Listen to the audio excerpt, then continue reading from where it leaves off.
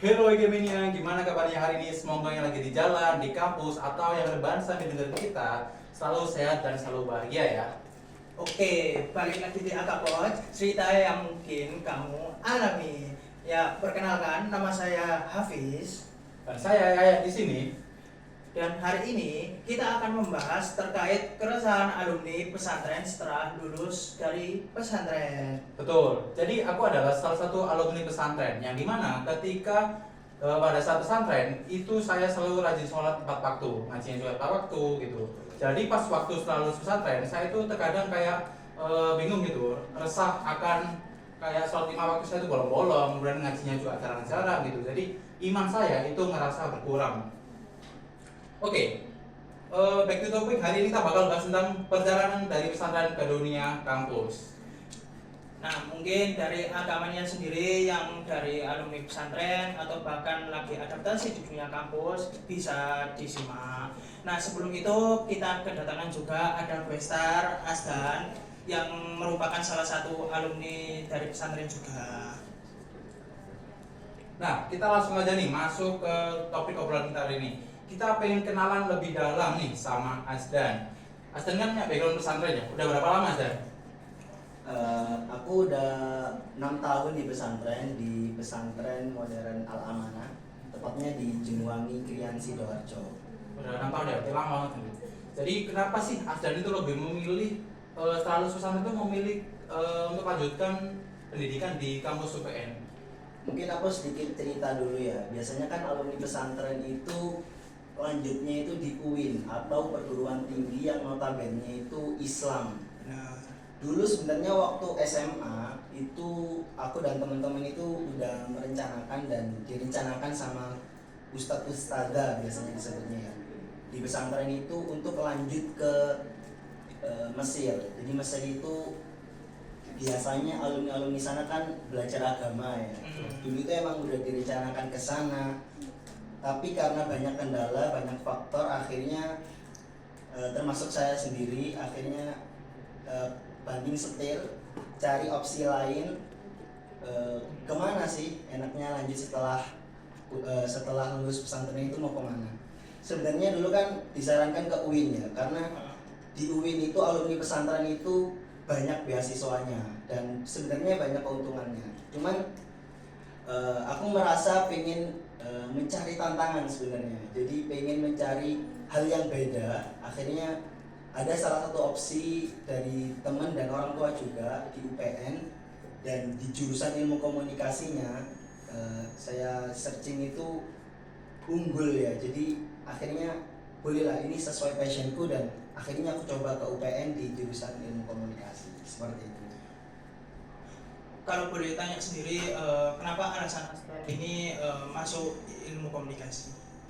Itu tadi, ilmu komunikasi kan di UPN khususnya itu juga salah satu jurusan yang unggul dibanding jurusan ilmu komunikasi universitas yang lainnya.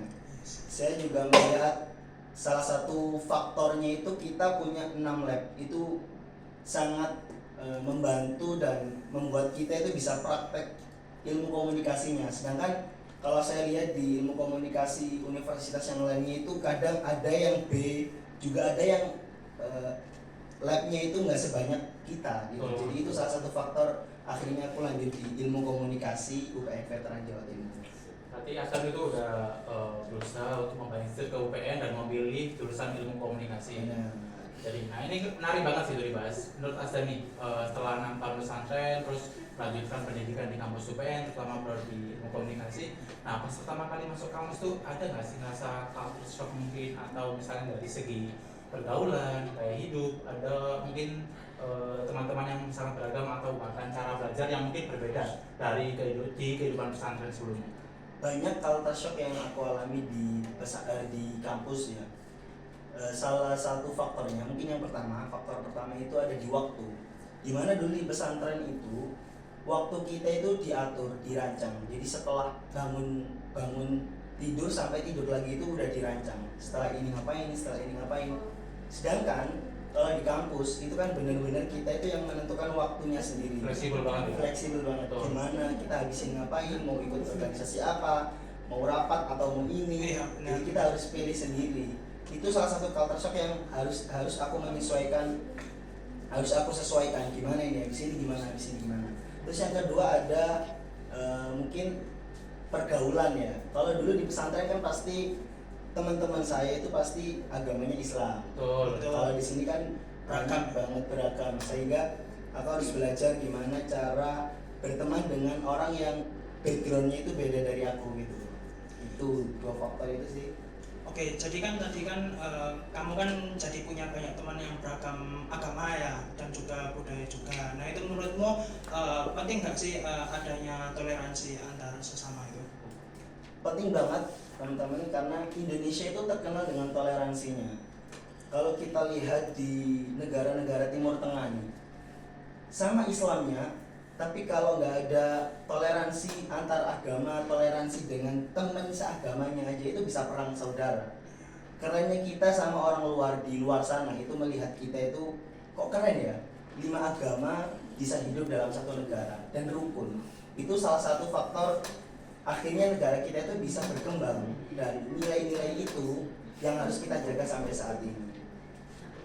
Nah, terus kamu mau back to topik ini Stan. Karena tadi sempat menyinggung tentang pergaulan kan.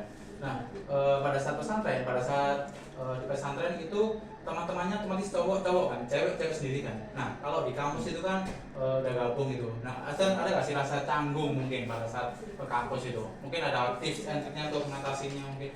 Awal-awal dulu emang canggung ya, jadi karena dulu kan di pesantren itu 6 tahun bertemannya itu banyak-banyak laki-laki doang, Betul. perempuan doang. Akhirnya kalau di kampus kan nggak bisa kayak gitu, malah nanti nggak bisa kerja sama, nggak bisa kerja tim. Akhirnya di situ yang penting kita bisa terbuka untuk belajar aja, sehingga apa yang akan kita hadapi di depan itu kita anggap sebagai pembelajaran. Jadi kalau kita udah menganggap kita belajar, akhirnya kita bisa menghadapi semua situasi itu, karena kita emang niatnya belajar. Yang penting belajar dan menerima pengalaman itu, seperti itu. Ini sih mau tanya lagi terkait kan tadi kan di pesantren kan diajarkan untuk disiplin juga ya, disiplin waktu, disiplin ibadah juga. Nah menurutmu di kampus ini apakah kamu merasa terganggu nggak, kayak tiba-tiba jadi kayak kurang disiplin lah atau kurang gimana? Itu belajarnya di situ. Culture shocknya juga salah satunya di situ, di waktu tadi. Jadi yang dulu emang setiap jam 12 itu sholat pasti azan, kita kan pasti ke masjid untuk sholat jamaah. Kalau sekarang kan kita menyesuaikan juga sama, kalau semisal ada kelas, ada atau kumpul, sehingga kita harus mana nih yang prioritas terlebih dahulu. Sebenarnya ibadah kan prioritas utama, cuma tetap kalau memang ada kelas yang tidak bisa diganggu, sehingga kita harus memprioritaskan kelas dulu, sehingga belajar menyesuaikan waktu itu yang paling penting menurut saya. Oke. Nah, Asdan, aku mau tanya lagi nih. Kan Asdan sini juga masuk prodi ilmu komunikasi, itu juga nggak cuma yang kuliah-kuliah aja kan. Asdan juga ikut organisasi, bahkan ikut Lab TV ya. Nah, Asdan itu nggak sih lebih padat mana sih pada saat di kampus atau pada saat di pesantren? Dan gimana cara mengatasinya kepadatan tersebut?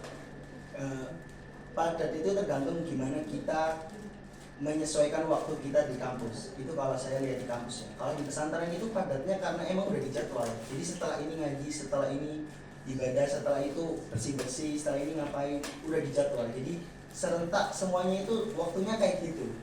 Tapi kalau di kampus itu kita milih, kita mau nganggur atau kita mau cari pengalaman. Salah satunya aku ikut UPN TV, ikut UKM. Itu salah satunya mengisi kegiatan. Dan gimana cara mengatasi kepadatan tersebut ya, kita harus belajar terus untuk membagi waktu dan memprioritaskan mana sih yang lebih prioritas dan mana yang kurang prioritas. Jadi sehingga dari belajar tersebut kita bisa melihat dan melihat bagaimana kita itu, waktu kita itu apakah sudah manfaat atau enggak. Itu sih menurut saya. Oke, aku mau tanya satu lagi mas. Menurut Asdan penting nggak untuk di kampus itu ikut organisasi atau ikut aktivitas? Kalau menurut saya penting ya, karena kalau di kampus kita cuma datang kuliah dan nggak ngapa-ngapain itu menurut saya useless. Jadi kayak ngapain ya, kalau belajar doang kan kita di mana-mana itu pasti belajar. Bahkan nggak hanya di kelas itu kita belajar. Salah satunya ikut organisasi itu juga belajar. Jadi kalau menurut saya mungkin ikut organisasi itu kita bisa lebih belajar dari teman-teman yang nggak ikut organisasi.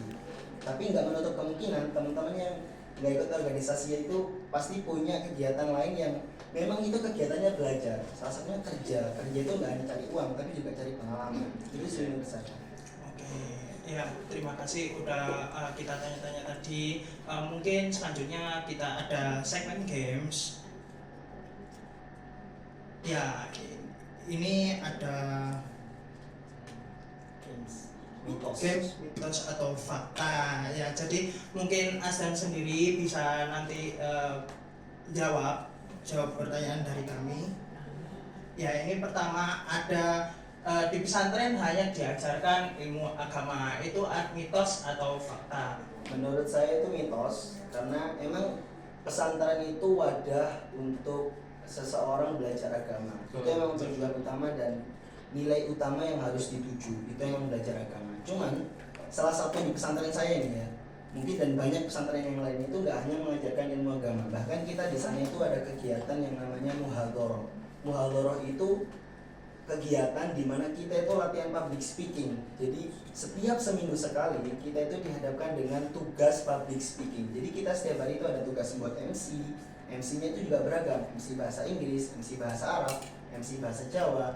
Kita juga diajarkan menjadi pemateri, kita juga diajarkan menjadi motivator, bahkan gak hanya bahasa Indonesia. Itu tadi kita diajarkan bagaimana sih kita itu menjadi motivator bahasa Inggris, gimana sih cara kita itu menjadi motivator bahasa Arab. Di situ saya menganggap bahwa ternyata kita di pesantren itu gak hanya belajar agama loh, tapi kita juga bisa belajar public speaking. Dari situ juga salah satu faktor akhirnya saya suka, saya menemukan passion saya di public speaking, sehingga saya mengambil jurusan ilmu komunikasi karena kegiatan muhadharah itu. Dan yang kedua itu juga kita diajarkan teknologi. Jadi di sana itu ada media pesantren. Di situ saya dulu juga sempat join dan kita diajarkan beberapa alat-alat media seperti drone, kamera, 4K dan lain-lain. Dan dari situ juga saya akhirnya wah ini cocok nih passion coba di UPN TV itu karena ada alat-alat yang kurang lebih sama kayak di media dulu di pesantren. Seperti itu sih. Jadi mitos ya kalau hanya diajari ilmu agama. Jadi memang Asdan jadi memang udah kebiasaan di pesantrennya ya buat kayak public speaking. Jadi kemarin kan kita juga ada kelas public speaking ya yang individu itu. Nah jadi Asdan udah memang kebiasaan ya dari kegiatan di pesantren itu. Oke, mungkin next di pertanyaan selanjutnya, mitos atau fakta kultur di pesantren sangat membantu saat di perkuliahan? Menurut saya fakta ya, karena salah satu culture atau kebiasaan yang dibentuk di pesantren itu adalah kedisiplinan, di mana itu sangat penting dimanapun kita berada, mau di kuliah, mau di tempat kerja, mau dimanapun, disiplin itu tetap yang utama. Dan itu mungkin salah satu kelemahan orang Indonesia sekarang ya. Jadi kumpulnya jam 8, tulisannya jam 8, datanya jam 10. Jadi itu salah satu kebiasaan yang mungkin harus kita atasi, dan itu sudah dilatih di pesantren. Jadi tentang kedisiplinan, salah satu waktu-waktu yang disusun tadi. Terus ada juga tentang gimana cara kita itu problem solving. Di pesantren itu ada kebiasaan kita itu berdiskusi membahas tentang suatu permasalahan. Jadi dari situ gak hanya public speaking, tapi kita juga belajar tentang problem solving. Itu sih. Jadi fakta bahwa culture di pesantren itu sangat membantu saat di perkuliahan. Oke, itu yang selanjutnya itu adalah apakah lulusan pesantren itu akan kalah saing saat di dunia kerja ketimbang jurusan SMA atau SMK? Menurut saya itu mitos, karena lulusan pesantren mungkin aku sebutin alumni pesantren yang sudah berkiprah atau berkarir di dunia kerja yang menurut aku udah sukses gitu ya. Mungkin kita ambil di segi politik itu, kita lihat presiden itu ada Gus Dur itu alumni pesantren. Terus ada juga Bu Khofifah gubernur Jatim itu juga alumni pesantren. Terus wali kota Gresik, terus Jawa Tengah itu banyak banget yang para pemimpin daerahnya itu dari alumni pesantren. Terus juga banyak konten kreator yang alumni pesantren sekarang udah jadi konten kreator yang sukses dan banyak followersnya, dan dia juga banyak peminatnya dan menyebarkan manfaat. Jadi mungkin menurut aku itu mitos ya. Jadi lulusan pesantren itu akan kalah saing di dunia kerja. Jadi itu mitos. Berarti emang nggak sesuai ya apa yang dikatakan ini. Jadi Iya, emang iya, meskipun sesuai. dari jurusan apapun itu tetap bakal bersaing di dunia kerja asal kita juga berusaha. Benar. Benar. Apalagi kita punya pengalaman soft skills ya kan, jadi lebih memperbanyak peluang untuk kerja. Oh, udah selesai. Ya, gak kerasa ya ternyata tadi kita udah ngomong banyak. Terima kasih buat Asdan menjadi narasumber kita.